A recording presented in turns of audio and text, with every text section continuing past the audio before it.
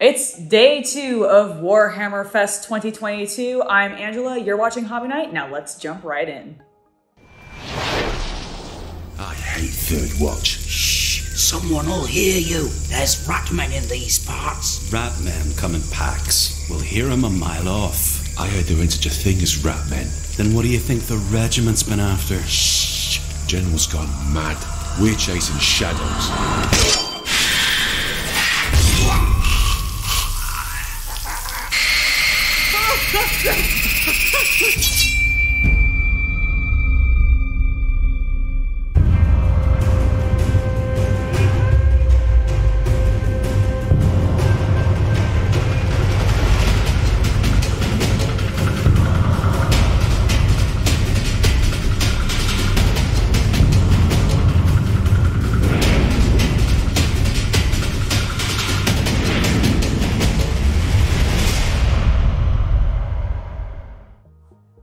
We started off the day strong with some rat boys, specifically one rat boy, and he is a new Death Master, and I love him. He definitely looks like he's gonna fit right in with the Nether Maze Underworld set that we have coming out, and I really just love everything about Skaven models. I always have. I've never actually run a Skaven list, but it's one that I've always been very, very interested in because they always have really cool bases. I love that they end up using their tails as an actual like extra limb, so they're constantly holding knives in them or just doing other things with them.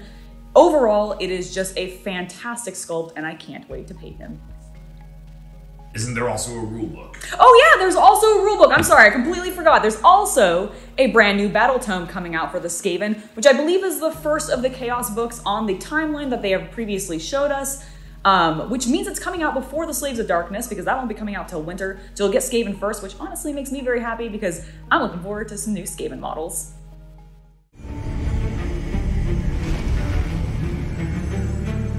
Life flows through the realms once more, and where there is growth, we will spring forth to defend it. In Alariel's name!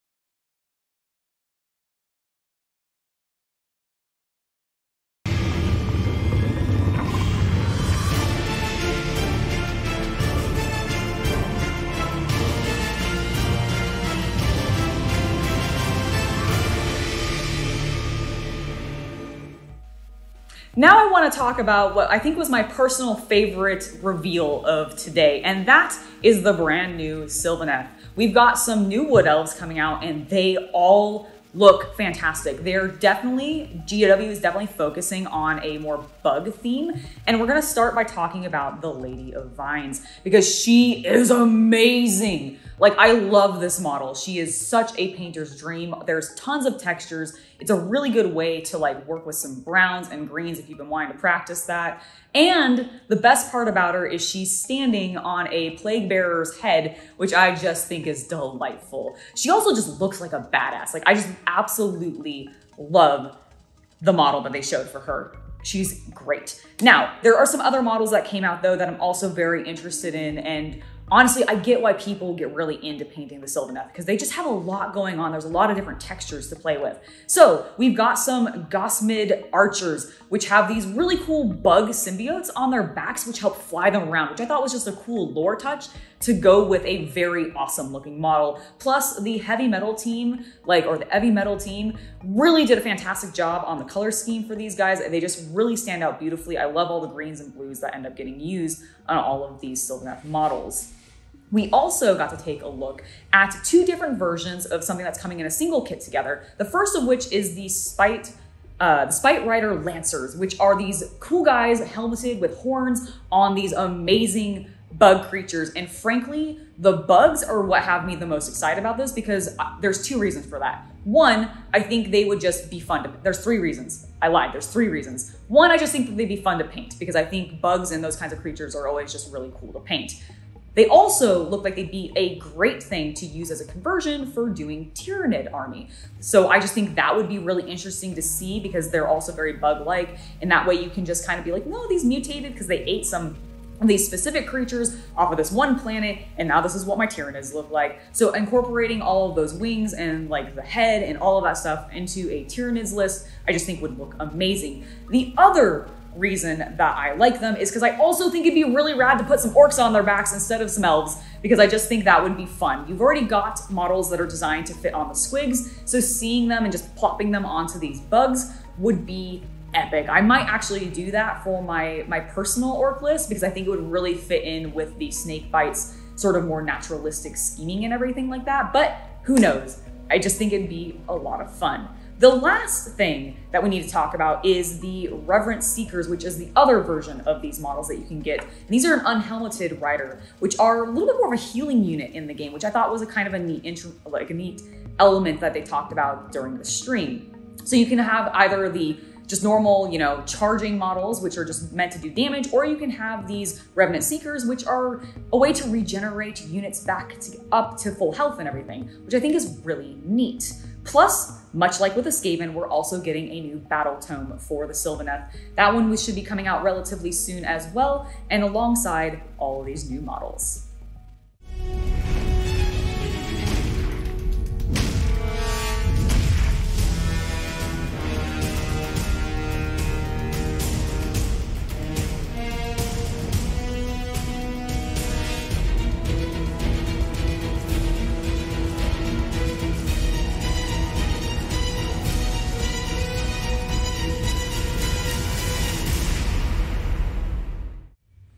Now we need to talk about some big, thick boys who have me very, very hyped because I already have one of these Ogroid models. I got him in the Warcry set, but now we're actually getting a full unit of them and they have cool shields. There's a cool banner. You can have them two-hand their axes, or you can have them single-hand with the shield. It's just, there's a lot of options. I really like their angry faces and their chaos. So I'm very excited to see them actually be more introduced into the full game rather than just being standalone sort of BCs that you either fought in Underworlds or I think you actually got one of the Ogroids in Silver Tower originally. So it's been quite a long time since we've seen any of these models. I absolutely think they're just all amazing, but I just like big, thick boys with angry faces. What can I say? Destiny calls. With this sacred token, you are bound by oath to carry Sigmar's light and build a sanctuary against the darkness. There is no turning back now. The coin Malleus chose you, and by your deeds, or by your example, the Dawnbringer Crusades will see your people triumphant.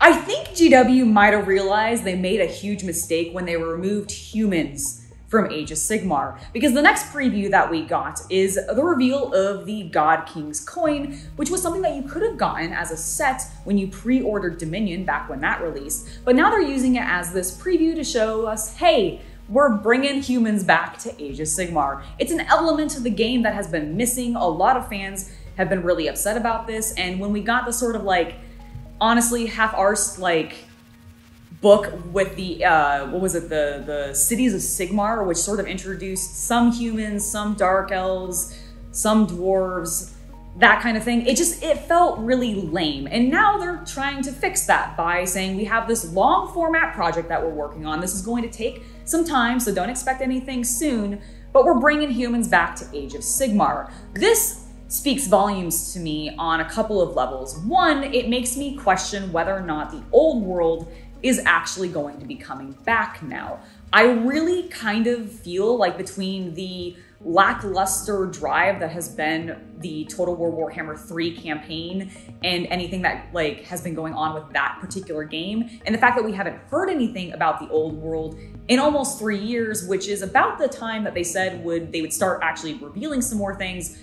And now we get this announcement about humans returning to the Age of Sigmar world. it really, really makes me think that they're just scrapping the returning to the old world. They're gonna put humans back into the main game so that they don't have to do anything else. They can keep using all of these really awesome, very well designed and sculpted models that they've been coming out for years, and not actually have to do a bunch of extra work by creating a totally new system, especially since they're really, really, really emphasizing Horus Heresy on the 40K side. I just don't know if they want to try to do Old World and Horus Heresy at the same time, or even if they have just like the bandwidth actually for it. Plus, it just, I don't know,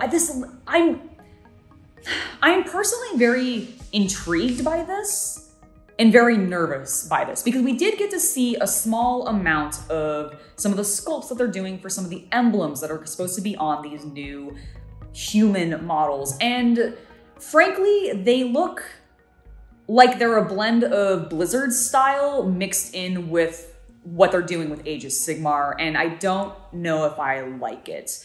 Like right now, everything that I've seen for the emblems looks almost vampire-esque with some of the like outlines around the skulls. Plus, I just kind of feel like they're boring looking. Like, I don't know. I need to see them on the actual models, which who knows when we're actually going to see that. But right now, I'm really not impressed, and I don't know if I want this specifically. I really just wanted to return to the old world, but let me know what your thoughts are down below. It's that time of the video where I interrupt to tell you about my Patreon and to let you know that we just added a Discord server which all tiers get access to. So if you're wanting a way to chat with me, share with me your projects, or just tell me what board games you're playing, definitely make sure to check the link below and check out my Patreon. Following the coin, they showed us the new General's Handbook, which is going to focus on pitched battles. So they're just adding in more rules, creating a new season for Age of Sigmar, just like they did for the Warhammer 40K announcement yesterday. And no one in chat was very pleased by this because no one really likes to buy dozens and dozens of different books because you have to do it across all of Games Workshop systems, and it's just really not cool. Uncommonly tall for a Dwarden, an adventurer, an engineer, a wit, and a self-proclaimed genius. Trekkie Flint, captain of the Ailsling, known throughout the sky shoals of Acromia. Say his name and make half a tavern starry-eyed, while the other half mutters about how much money he owes them. A soul-blight vampire who accepted the curse as his people and kingdom fell to chaos. He now roams the realm of death and beyond. Kado Azikia, a wanderer who has outlived the memory of the age that made him, seeking retribution and salvation for the ones he failed. And last but not least, we got two new heroes from the Age of Sigmar line coming out that were announced, and they are tied to some new Black Library books that will also be releasing relatively soon, which I found this very confusing, I guess, to me, because normally, in my experience, when Games Workshop announces a Black Library tie-in to a model, that character has been around for a while and people already know who they are. With these new ones, they have been in a couple of short stories, but they haven't had any actual dedicated books or novels to them. So I really don't know how many people are going to be specifically clamoring for these models, which may mean if you like them just aesthetically, they might be readily available. But let's talk about them because we've got two different ones to discuss. There is Trekkie Flint, who is one of the new dwarf models for the Caradan Overlords. And this model's fine, honestly. Like, the most intriguing thing to me is the tentacle, because I kind of want to know what that came from and how he killed it and that kind of thing, which I imagine will probably be in the books. But at least in regards to the aesthetic of the model, I've never really been impressed by the Sky Dwarves. I just think they're kind of too samey looking. I don't know. I lose a lot of the detail, even though there's a ton of detail on their armor. But because there is just so much of it, I can't focus on any of it, and it just ends up looking like this sort of garbled mess of metal, and I really don't like the aesthetic. So I'm not super pleased by this model. I'm also not really intrigued by the vampire model that they also showed, which is weird for me because you guys know me, I love vampire boys. I like them just slightly more than I like the Skaven, and this vampire does not excite me.